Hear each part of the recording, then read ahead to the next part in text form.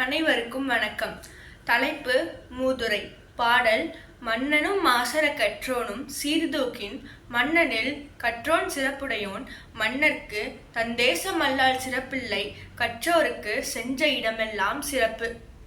வீரம்பட்டி அப்படிங்கிற அழகான கிராமம் இருந்ததாமா.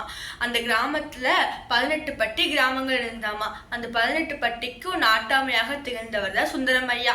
சுந்தரமையா ரொம்ப நல்லவர். எல்லா சின்னவங்கலேருந்து பெரியவங்களையும் எல்லாரையும் மதிப்பாரு.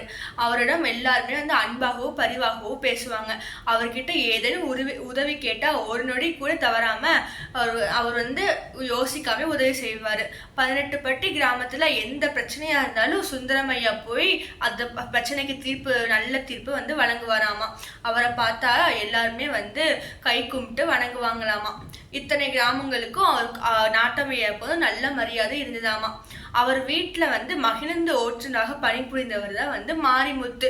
மாரிமுத்து ஐயாவு மாதிரி ரொம்ப அமைதியானவர், அடக்கமான ஓட்டுநராமா. ஐயா நாட்டாமை ஐயா சொல்வதற்கு முன்பே அவர் என்ன சொல்ல வராரு அப்படிங்கிறத மாரிமுத்து புரிஞ்சுக்கிட்டு அந்த வேலையை முன்கூட்டியே செஞ்சு முடிச்சிருவாராமா. நாட்டாமை ஐயா இதனால நாட்டாமை ஐயாவுக்கு மாரிமுத்து மேல ஒரு தனி அன்பு இருந்ததாமா. மாரிமுத்து ஒரு நாள் ஐயாவிடம் கேட்டாங்களாமா, ஐயா எனது மகன் மாவட்ட ஆட்சியர் படிக்கணும் அப்படின்னு சொல்றான்.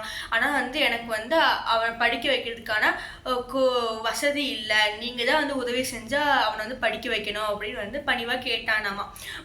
நாட்டாமையா அதனால என்ன, ஒருபடியே படிக்கட்டும், அதற்குரிய எல்லா செலவையும் நானே ஏற்றுக்கிறேன், நாம தான் படிக்காம போயிட்டோம், அவனாச்சும் படிச்சு ஒரு நல்ல நிலைமைக்கு வரட்டும் அப்படின்னு சொல்லிட்டு சொன்னாங்களாமா. மாரிமுத்துக்கு ஒரே மகிழ்ச்சியாமா. இந்த உதவியை நான் எப்பவுமே வாழ்நாள மறக்கவே மாட்டேன் அப்படின்னு ஐயா கிட்ட சொன்னாங்களாமா. ஐயாவும் சரி பரவாயில்ல, மகிழ்ந்து தயார் பண்ண நான் வெளியில போகணும் அப்படின்னு சொல்லிட்டாங்களாமா. நாட்களும் உருண்டோடியது. மதனும் ரொம்ப கஷ்டப்பட்டு மாவட்ட ஆட்சியர் தேர்வில் வெற்றி பெற்று ஆட்சியரும் ஆகிவிட்டானாமா. மாரிமுத்து மதன் நாட்டம் ஐயா கிட்ட அழைத்து வந்தாங்களாமா. ஐயா எனது மகன் ஆட்சியர் ஆகிவிட்டான், உங்க உதவியால தான் ஆனா என்னோட மகனை ஆசீர்வாதம் செய்யுங்க அப்படின்னு சொல்லி கூற மதனும் ஐயாவோட காலில் விழுந்து ஆசீர்வாதம் வாங்கினானாமா. நாட்டாமை ஐயா அவனை ஆசீர்வதித்து வாழ்க்கையின் நல்ல இடத்துக்கு வரணும்பா அப்படின்னு சொல்லி ஆசீர்வதிச்சாங்களாமா. அதே போல நாட்களும் சென்றன. மதன் வேற மாவட்டத்துக்கு ஆட்சியராக பணிபுரிந்து அவர் இருந்த கிராமத்தை வீரப்பட்டி கிராமத்துக்கே மறுபடியும் ஆட்சியராக வந்தானாமா. ஆனா வீரம்பட்டி கிராமத்துக்கு வந்தது நாட்டாமை ஐயாவுக்கு தெரியாது. நாட்டாமை ஐயா ஒரு நாள் கிராமத்துல சாலைகள்லாம் குண்டும் குழியுமாக இருப்பதை பார்த்து சாலை வசதி வேண்டும் அப்படிங்கிற வேண்டிக்கிறதுக்காக ஆட்சியரிடம் போய் மனுவை கொடுக்கலாம் அப்படின்னு சொல்லி கிளம்பினாராமா. இப்போது மாரிமுத்துக்கு வயதாகி விட்டதுனால ஓட்டுநர் வேலைக்கு வருவதில்லையாமா. அதுக்கு பதிலாக வேற யாரும் பணிக்கு வராங்களாமா. நாட்டாமை ஐயாவும் ஆட்சியர் அலுவலகத்திற்கு சென்றாங்களாமா. அங்க இன்னும் ஆட்சியர் வரவில்லையாமா. ஐயா காத்துட்டு இருந்தாங்களாமா. சிறிது நேரம் கழிச்சு மாவட்ட ஆட்சியர் மதன் மகிழுந்து இறங்க பணியாளர் ஒருவர் மகிழுந்து கதவை பணிவுடன் திறந்து விட்டாங்களாமா. மதனும் அதுல இருந்து இறங்க மக்கள் அனைவரும் மதனுக்கு மரியாதை செலுத்தினாங்களாமா. மதனும் அனைவருக்கும் வணக்கம் சொல்லிட்டு தன் அறைக்கு போயிட்டாங்களாமா. இதை கவனித்த ஐயா மதனிடம் போய் மனு கொடுத்தாங்களாமா. மதனும் ஐயாவை பார்த்த உடனே எந்திரிச்சு மரியாதை செலுத்தி வணக்கம் சொன்னானாமா. ஐயாவுக்கு அவர் மதன் யாருன்னே தெரியலையாமா.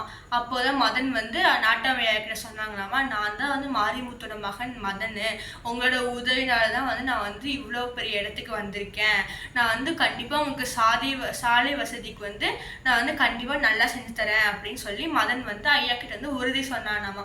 ஐயாவும் சரின்னு சொல்லிட்டு நல்லா விசாரிச்சுட்டு கிளம்பிட்டாங்களாமா. நாட்கள் சில செஞ்சன.